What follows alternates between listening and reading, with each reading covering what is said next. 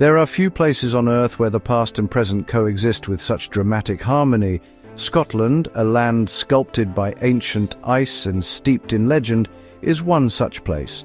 Its landscapes whisper tales of geological upheaval, of battles fought and won, and of a people whose spirit is as resilient and untamed as the mountains that define their home. From the rugged, wind-swept coastlines to the serene, mysterious lochs, every corner of this nation holds a story, a secret waiting to be discovered by those who take the time to look and to listen. I have spent a lifetime exploring the natural wonders of our world, yet Scotland holds a unique and powerful allure. It is a kingdom of contrasts, where the vibrant, pulsating life of its cities is set against the profound, silent majesty of its wilderness. The history here is not confined to museums, it is etched into the very stones of its castles. It echoes through its glens, and it lives on in the vibrant culture that thrives to this day. It is a testament to the enduring power of nature and the tenacity of life, and so I invite you to join me on a journey. Together, we will travel the length and breadth of this remarkable country, from the bustling medieval streets of its capital to the wild, remote islands of the north. We will uncover the top 10 destinations that capture the very essence of Scotland. This is not just a tour. It is an exploration of a living, breathing world, a world of breathtaking beauty, profound history, and unforgettable character. Let us begin. Our journey begins here in Edinburgh, a city built upon 7 hills, much like Rome. Its very structure tells a story of 2 halves. Below, the elegant Georgian New Town, a masterpiece of urban planning, with its wide streets and grand squares, speaks of an age of enlightenment and prosperity. But it is to the Old Town we are drawn, a place where history feels not just preserved, but alive, breathing down the narrow, cobbled alleyways or closes that branch off the Royal Mile like the bones of a fish. At its head, perched atop an extinct volcano, stands the formidable Edinburgh Castle. This is not merely a fortress, it is a chronicle of Scotland's turbulent past. For centuries, it has been a royal residence, a military garrison and a prison. Its stone walls have witnessed sieges, royal births, and the relentless march of history. To stand upon its battlements is to feel the weight of 1,000 years, looking out over a city that has grown and evolved in its shadow, a silent, enduring guardian. The Royal Mile itself is the city's primary artery, a thoroughfare teeming with life, connecting the castle to the palace of Holyrood House. Walking its length is a journey through time. The architecture, a chaotic yet beautiful tapestry of centuries, leans in as if sharing secrets. Here the sounds of modern life, the chatter of cafes, and the melodies of street performers mingle with the echoes of the past, of merchants, nobles, and revolutionaries who walk these same stones. But the lifeblood of Edinburgh is not just in its stone and mortar, it is in its people and their enduring love for culture. Each summer, the city transforms, erupting into the world's largest arts festival. The streets become a stage, a canvas for creativity in all its forms. The Edinburgh Festival Fringe is a remarkable phenomenon, a testament to the human need for expression, drawing performers and audiences from every corner of the globe in a chaotic, joyous celebration of art. It is this unique confluence of ancient geology, human history, and vibrant modern culture that makes Edinburgh so compelling. It is a city that wears its history with pride, yet is constantly reinventing itself. A city that is both a monument to the past and a beacon for the future. It is a fitting starting point for our exploration of a nation defined by such powerful and fascinating contrasts. We leave the mainland now and cross the sea to an island whose name alone evokes a sense of myth and magic, the Isle of Skye. This is where the raw, creative power of nature is on full display. The landscape here is not gentle, it is dramatic, theatrical, and profoundly beautiful. It is a place that seems to have been plucked from the pages of a fantasy, a world of jagged peaks, impossible rock formations, and ethereal light. The Trottenish Peninsula in the north of the island is a geological marvel. Here, a massive landslip, one of the most remarkable in Britain, has created a landscape of surreal and breathtaking beauty. The Quiraing, a series of pinnacles, cliffs and hidden plateaus, is a walker's paradise. To navigate its paths is to feel as though you're exploring another planet, with each turn revealing a new, astonishing vista of land and sea, constantly shifting under the fast-moving Atlantic sky. Further south, we find another of Skye's most iconic features, the Cuillin mountain range. These are not rolling hills. They are formidable peaks of dark, volcanic gabbro, sharp and unforgiving. The Black Cuillin, in particular, present one of the most challenging mountain environments in the United Kingdom, a jagged ridge that tests the skill and courage of even the most experienced climbers. They stand as a brooding, powerful presence, dominating the island's skyline and shaping the weather around them. Yet, amidst this grandeur, there are pockets of delicate, almost otherworldly beauty. In Glen Brittle, the River Brittle has carved a series of crystal-clear pools and waterfalls into the volcanic rock. These are the fairy pools. The water, flowing down from the Cuillin, is astonishingly clear and, on a rare sunny day, takes on an emerald and sapphire hue. To see them is to understand why ancient folklore populated this island with magical beings. The landscape itself seems to be imbued with enchantment, and woven into this dramatic tapestry are the human settlements, small, resilient communities like the village of Portree. Its harbour, a crescent of brightly painted houses, offers a splash of vibrant colour against the often moody backdrop of hills and water. It is a haven for fishermen and visitors alike, a place of warmth and welcome in a wild land. The Isle of Skye is a powerful reminder that even in the most rugged and challenging environments, life, both natural and human, not only endures, but flourishes with remarkable character. We return to the mainland, drawn to the Great Glen, a vast geological fault line that slices through the Scottish Highlands. And here, nestled within this epic rift valley, lies a body of water known the world over. Loch Ness. It is a place of immense scale and profound mystery. Stretching for over 23 miles, it is the largest loch by volume in the British Isles, holding more fresh water than all the lakes of England and Wales combined. Its depths are extraordinary, plunging to over 750 feet. The water is dark, almost black, stained by peat from the surrounding hills. This turbidity, this lack of visibility, is what fuels the loch's greatest legend. For centuries, tales have been told of a large, unknown creature lurking within its opaque waters. The Loch Ness monster, or Nessie, has become a global icon of the unknown, a symbol of the mysteries that may still lie hidden from us, even in our modern, well-explored world. Whether the creature is a relic from a prehistoric age, a misidentified natural phenomenon, or simply a product of human imagination, its story has become inextricably linked with the identity of the Loch. It draws thousands of visitors each year, all hoping to catch a glimpse of the impossible, their eyes scanning the dark, rippling surface. The legend has transformed this deep, cold body of water into a place of pilgrimage for believers and skeptics alike. Perched on a promontory overlooking the water are the haunting ruins of Urquhart Castle. Its strategic position speaks to a violent past. For over 500 years, this fortress was a key stronghold in the Scottish wars of independence and clan rivalries. It was passed back and forth between the Scots and the English, repeatedly besieged and rebuilt. Its final act was one of deliberate destruction, blown up to prevent it from falling into Jacobite hands. Today, its skeletal remains offer one of the finest vantage points from which to contemplate the loch's vastness. But beyond the monster and the castle, Loch Ness is a place of immense natural beauty. Its shores are lined with ancient woodlands, and the surrounding hills rise steeply from the water's edge.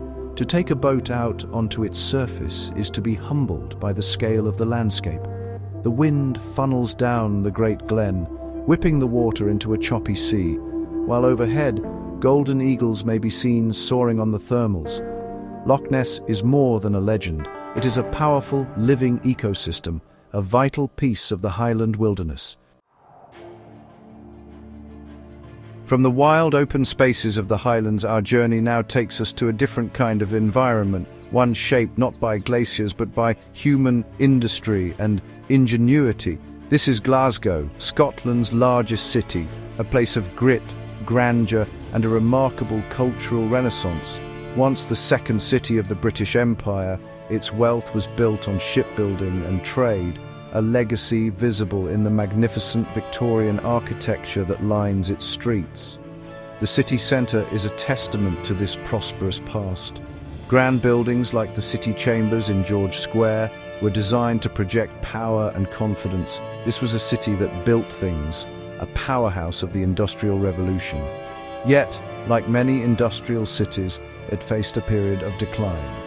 The shipyards quieted and the city had to find a new identity.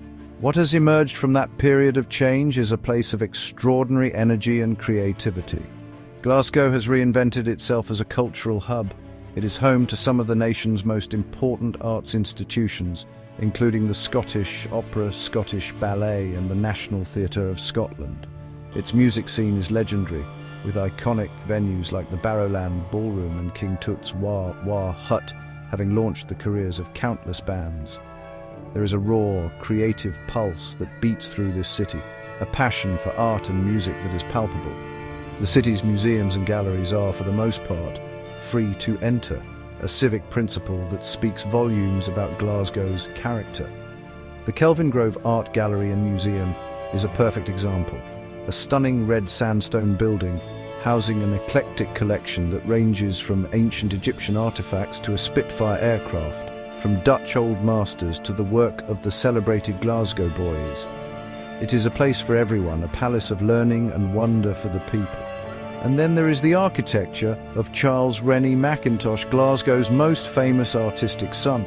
His unique style, a Scottish interpretation of Art Nouveau, can be seen throughout the city, most famously at the Glasgow School of Art. His work, with its fusion of form and function and its use of elegant organic lines, has left an indelible mark. Glasgow is a city that has embraced its industrial heritage while forging a new path, a city of resilience, warmth, and immense artistic souls. We travel now to a place that has been described as the brooch of Scotland, a strategic linchpin that clasps the Highlands and the Lowlands together. This is Stirling. For centuries, the castle that dominates its skyline held the key to the kingdom. He who held Stirling Castle controlled Scotland. Its position, atop another volcanic crag, offered a commanding view of the surrounding lands and the crucial crossing point of the River Forth. The castle is one of the grandest and most historically significant in all of Scotland. It was a favoured royal residence of the Stuart monarchs, who transformed it from a stark military fortress into a lavish Renaissance palace. The Great Hall, with its magnificent hammer-beam roof, and the royal palace, meticulously restored to its 16th century splendour, give us a vivid glimpse into the opulent world of the Scottish court. It was a place of power, politics, and pageantry, but Stirling's story is written in blood as much as it is in stone. The landscape below the castle walls was the stage for some of the most pivotal battles in the wars of Scottish independence. It was here, at the Battle of Stirling Bridge in 1297, that William Wallace led a small Scottish force to a remarkable victory against a much larger English army. The Wallace Monument, a dramatic Victorian tower on the nearby Abbey Craig, stands as a powerful tribute to this national hero. A short distance away, the field of Bannockburn witnessed another crucial Scottish victory in 1314.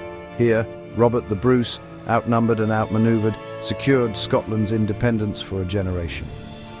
The state-of-the-art visitor centre now uses immersive technology to bring the tactics and visceral reality of the battle to life. To stand on this ground is to feel the immense weight of a nation's struggle for freedom. Stirling, therefore, is more than just a historic town with a fine castle. It is the very heart of Scotland's story.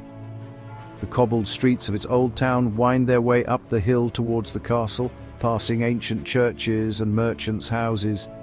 This was the nexus of power, the place where the fate of the nation was decided time and time again. To explore Stirling is to walk directly into the pages of Scottish history. Our journey now takes us into the vast wild heart of Scotland, to the largest national park in the United Kingdom, the Cairngorms. This is a landscape of immense scale and Arctic character, a high granite plateau sculpted by the last ice age. It is a place of extremes, home to 5 of the UK's 6 highest mountains and vast tracts of sub-Arctic tundra, an environment found nowhere else in the British Isles. This is a sanctuary for some of Britain's rarest and most iconic wildlife. The ancient Caledonian pine forests that cling to the lower slopes are home to the elusive Scottish wildcat, the charming red squirrel, and the timid pine marten. These forests are precious remnants of the vast woodland that once covered most of Scotland, their gnarled, granny pines having stood for centuries, providing a vital habitat for a unique community of species. Higher up on the exposed plateaus, the conditions are much harsher. This is the domain of the ptarmigan, a bird that turns pure white in winter to camouflage itself against the snow, and the mountain hare, which does the same. Reindeer, reintroduced to the area, roam freely, perfectly adapted to this cold, windswept environment. To see these creatures in their natural habitat is a privilege, a glimpse into a truly wild ecosystem. The Cairngorms National Park is not just for wildlife. It is a paradise for those who seek adventure in the great outdoors. In winter, its slopes offer the best skiing and snowboarding in Scotland. In summer, the vast network of trails invites hikers, climbers, and mountain bikers to explore its glens, lochs, and peaks. From a gentle walk around the beautiful Loch and Eyeline with its island castle, to a multi-day expedition across the high plateau, there are challenges here for every level of ambition. This is a living, working landscape, not just a pristine wilderness. The park encompasses numerous towns and villages, from the bustling outdoor hub of Aviemore to the royal retreat of Balmoral.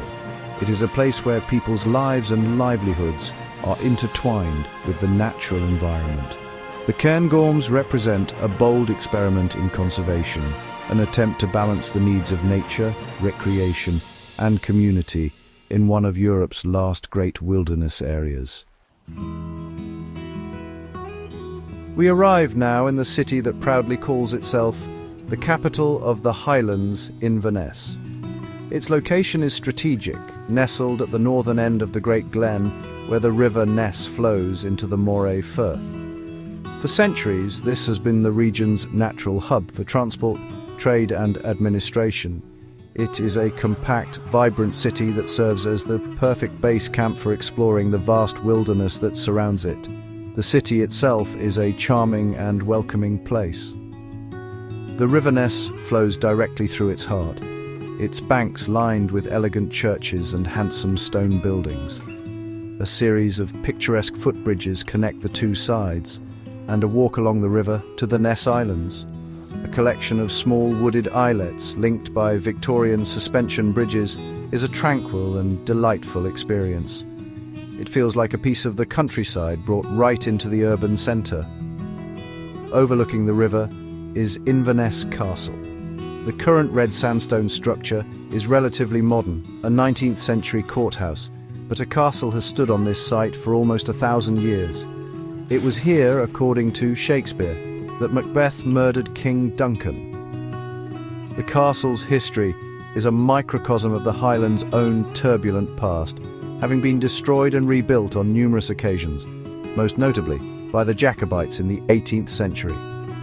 Inverness is a city that thrives on its connection to Highland culture. You can hear the Gaelic language spoken, listen to traditional folk music in its lively pubs, and see the tartan and tweed of the clans in its many specialist shops. It is a place where the unique heritage of the Highlands is not just preserved but celebrated as a living, breathing part of modern life. The city acts as a cultural as well as a geographical gateway.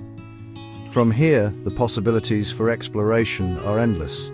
The mysterious Loch Ness lies just a few miles to the south. The historic battlefield of Culloden, where the Jacobite dream came to a brutal end, is a short drive to the east, and the famous North Coast 500, one of the world's most spectacular driving routes, begins and ends here. Inverness is more than just a destination. It is a starting point, an invitation to discover the soul of the Scottish Highlands. There are some landscapes that possess an emotional power that is, honestly, almost overwhelming. Glencoe is one such place. As you drive into the glen, the mountains rise up on either side, vast, dark, and brooding. Their scale is immense, really dwarfing everything below. This is a landscape that commands respect, a place of raw, dramatic, and almost intimidating beauty. It is, without question, one of Scotland's most awe-inspiring locations. The glen was carved by glaciers during the Ice Age, and its classic U-shaped valley is a textbook example of glacial erosion. The mountains that form its walls are the remnants of an ancient supervolcano. The most famous peaks, known as the Three Sisters, Beinn Fada, Giar Eonach, and Eonach Dubh, stand like giant sentinels guarding the entrance to the pass. Their steep, rocky faces are streaked with waterfalls, especially after rain, which is, to be honest, a frequent occurrence here. This is a mecca for hikers and climbers. The treacherous Eonach Aigach Ridge offers one of the most thrilling and exposed scrambles in mainland Britain, a knife-edge traverse not for the faint of heart. But there are gentler paths too, leading into the Lost Valley, Coir Gab Hale, a hidden hanging valley where, it is said, the MacDonald clan used to hide their rustled cattle. To walk here is to be completely immersed in the grandeur of the mountains, but the glen's profound atmosphere comes not just from its geology, but from its history. In 1692, this valley was the site of a brutal act of betrayal, the massacre of Glencoe. 38 men, women and children of the MacDonald clan were murdered in their homes by soldiers of the Campbell clan, to whom they had offered hospitality. The event has left an indelible scar on the Scottish psyche, and the glen is often referred to as the Weeping Glen. This tragic story imbues the landscape with a deep sense of melancholy. When the mist descends and swirls around the peaks, it is easy to feel the sorrow of the past hanging in the air. Glencoe is a place of duality. Its beauty is breathtaking, yet it is forever haunted by a dark chapter in history. It is a powerful reminder of the deep connection between the Scottish land and the stories of its people. We travel now to the east coast, to the Kingdom of Fife, and a town that combines ancient history, academic excellence, and sporting prestige like nowhere else. This is St Andrews. It is a place with a unique and charming character, where the sea air mingles with the quiet dignity of academia and the enduring spirit of a game that was born on these very shores. For golfers, this is hallowed ground. The old course at St Andrews is considered the home of golf. The game has been played over these links for some 600 years. To walk its fairways to cross the iconic Swilcan Bridge on the 18th hole is a pilgrimage for players from all over the world. The Royal and Ancient Golf Club, which sits behind the first tee, has been the arbiter of the rules of golf for centuries, its authority recognized globally. But St Andrews is much more than a golf course. It is home to Scotland's oldest university, founded in 1413. The University of St Andrews is one of the most prestigious in the world, and its ancient ivy-clad buildings are woven into the very fabric of the town. Students in their distinctive red gowns are a common sight, moving between quadrangles and colleges that have been centres of learning for centuries. The town is a beautiful blend of youthful energy and ancient tradition. The town's history is evident at every turn. The skeletal ruins of St Andrew's Cathedral were once the largest church in Scotland, a major centre of pilgrimage in medieval Europe. Its destruction during the Scottish Reformation was a pivotal moment in the nation's history.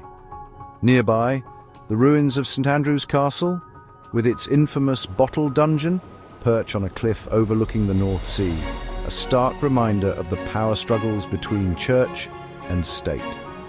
The coastal setting is fundamental to the town's appeal.